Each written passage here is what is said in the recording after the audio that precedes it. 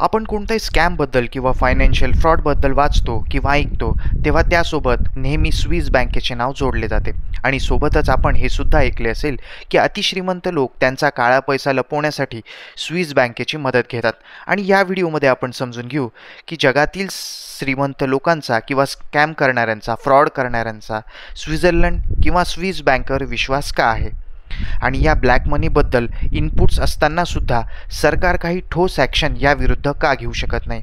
नमस्कार, इनसाईट मराठीमध्ये मी आपले स्वागत करतो. आता आपण समजून घेऊ स्विस बँक किंवा स्वित्झर्लंड हा देशच का. तर स्वित्झर्लंड हा जगातील सर्वात सुरक्षित आणि आर्थिकदृष्ट्या स्टेबल समजला जातो आणि स्विस फ्रँक ही एक मजबूत करन्सी आहे. आजपर्यंत स्वित्झर्लंड जगातील कोणत्याही युद्धात सहभागी झाला नाही. युरोपमध्ये जवळपास सगळेच देश पहिल्या आणि दुसऱ्या महायुद्धात ओढले गेले असताना स्वित्झर्लंड नेहमी न्यूट्रल राहिला. सततच्या युद्धांमुळे युरोपमधील अनेक देशांची अर्थव्यवस्था अगदी कमकुवत झाली. मग त्या देशातील श्रीमंत लोकांनी आपली संपत्ती सुरक्षित राहावी यासाठी स्विस बँकेचा मार्ग निवडला आणि मोठ्या प्रमाणावर तेथे संपत्ती जमा केली. यासोबतच स्विस बँकांना खास बनवते ते म्हणजे त्या बँकांचे स्ट्रिक्ट रूल्स, कडक नियम. स्विस बँक त्यांच्या अकाउंट होल्डर्स, खातेधारकांची माहिती अतिशय गोपनीय ठेवते. ती माहिती कोणाला शेअर केली जात नाही. जर एखाद्या व्यक्तीने स्वित्झर्लंडमध्ये जर कोणता सिरियस क्राईम केला आणि तेथील कोर्टाने तसा आदेश दिला तरच ती माहिती सार्वजनिक करण्यात येते. त्यामुळे भारतातीलच नव्हे तर जगातील फ्रॉडस्टर्स आणि मनी लॉन्ड्रिंग करणाऱ्यांचे, ब्लॅक मनी असणाऱ्यांचे स्वित्झर्लंड आणि तेथील बँका हे आवडीचे ठिकाण बनल्या. स्वित्झर्लंड एक लहान देश, तेथील लोकसंख्या फक्त 85 लाख, पण तेथे जवळपास 400 बँका कार्यरत आहेत आणि तिथला कायदा या बँकांना त्यांच्या सोयीप्रमाणे नियम बनवण्यास परवानगी देतो. आता यातील काही बँका आहेत इंडिव्हिज्युअल अकाउंट्स किंवा स्टुडंट्स अकाउंट्स हँडल करतात. तसेच काही बँका कंपनी आणि बिझनेस अकाउंटसुद्धा मॅनेज करतात. या व्यतिरिक्त एक अजून अकाउंट सुविधा तेथील बँकांमध्ये आहे. ती सुविधा म्हणजे नंबर्ड बँक अकाउंट. म्हणजे ट्रान्झॅक्शन करण्यासाठी त्या व्यक्तीला त्याचे नाव अथवा ॲड्रेस किंवा IFSC कोड वगैरे ज्या अशा गोष्टी भारतात लागतात त्या कोणत्याही गोष्टींची गरज भासत नाही. तो फक्त नंबरद्वारे कुठलाही व्यवहार करू शकतो आणि संबंधित व्यक्तीची माहिती ही तिथल्या बँक एम्प्लॉईला सुद्धा नसते. आता तिथे नंबर्ड बँक अकाउंटसाठी व्यक्तीला $1,00,000 मिनिमम अमाऊंट्स, कमीत कमी रक्कम ही यासाठी असते. त्यावर बँक 0.6% फीसुद्धा चार्ज करते. सगळ्यात जास्त नंबर्ड अकाउंट्स UBS आणि क्रेडिट स्विस या 2 बँकांमध्ये केले जातात आणि स्विस बँक कंपन्यांना कुठल्याही प्रकारचे बिझनेस और कमर्शियल लोन सहजासहजी देत नाही.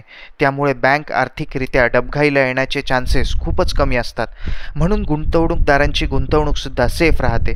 म्हणून स्विस बँकांमध्ये पैसा ठेवणं जगात सुरक्षित गुंतवणूक मानली जाते. आता स्वित्झर्लंड जगातील सर्व विवादांपासून दूर असतो, म्हणून स्विस फ्रँक ही त्या देशाची करन्सी अतिशय मजबूत राहते. स्विस बँका आपल्याकडील बँकांसारखे जमा रकमेवर काहीच इंटरेस्ट देत नाही. उलट अकाउंट मेंटेन करण्यासाठी हेवी फी तिथे आकारल्या जाते. तरीही तेथे लोक त्यांचे पैसे का जमा करतात याचे कारण म्हणजे तेथील करन्सी. आता फॉर एक्झाम्पल, भारतामधल्या एक्स पर्सननी 2010 मध्ये 1 स्विस फ्रँक तेथील अकाउंटमध्ये डिपॉझिट केला. तेव्हा 2010 मध्ये 1 स्विस फ्रँकची जी किंमत होती ती जवळपास 44 इंडियन रुपीजमध्ये होती. आजच्या तारखेला हीच व्हॅल्यू जवळपास 93 रुपयाच्या आसपास आहे. म्हणजे लोकांच्या गुंतवणुकीचे मूल्य तिथे प्रतिदिन वाढतच जाते. तसेच स्वित्झर्लंडमधील सेंट्रल बँकेने दिलेल्या माहितीनुसार 2020 मध्ये भारतीयांनी 20,700 कोटी रुपये जमा केले आहेत. पण ही रक्कम त्यापेक्षा कितीतरी अधिक असू शकते, कारण अनेक लोक स्विस बँकेमध्ये जेव्हा पैसे ठेवतात तेव्हा हवाला ऑपरेटर्स, विदेशात स्थापन केलेल्या बनावट कंपन्यांमार्फत पैसे जमा करतात. त्यामुळे या लोकांचे व्यवहार ट्रेस करणे अनेक देशांसाठी अवघड होऊन बसते.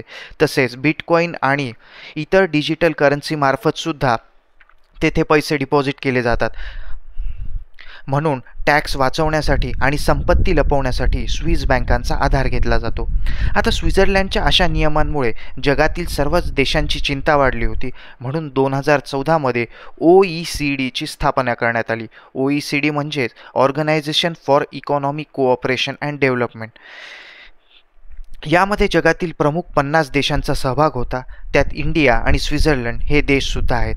यात एक असा नियम बनवण्यात आला आहे की हे सगळे देश एकमेकांच्या देशातील टॅक्सपेयर्स आणि इतर फायनान्शियल इन्फॉर्मेशन शेअर करतील.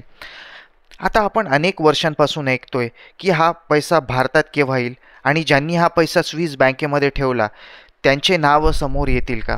तर भारताने तसेच इतर देशांनी जेव्हा स्वित्झर्लंडवर दबाव आणला तेव्हा स्वित्झर्लंडने भारत सरकारला 4 लिस्ट दिल्या. त्यापैकी पहिली लिस्ट सप्टेंबर 2019मध्ये आली, दुसरी लिस्ट ऑक्टोबर 2020, तिसरी लिस्ट ऑक्टोबर 2021 आणि चौथी लिस्ट आली ऑक्टोबर 2022मध्ये.